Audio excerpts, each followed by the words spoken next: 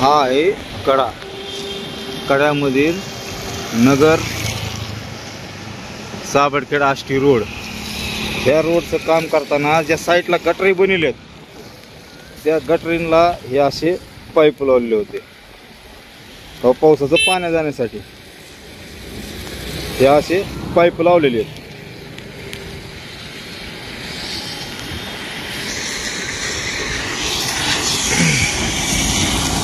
आता हे gutter बहिणींनी pipe लावलेत, परंतु ह्याच्या पुढं काय झालं आता ते दाखवू.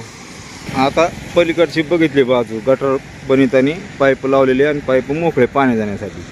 आता रस्ता पूर्ण केल्यावर हे पाईप कुठे गेले हो? आता हे पाणी जाईन कसं?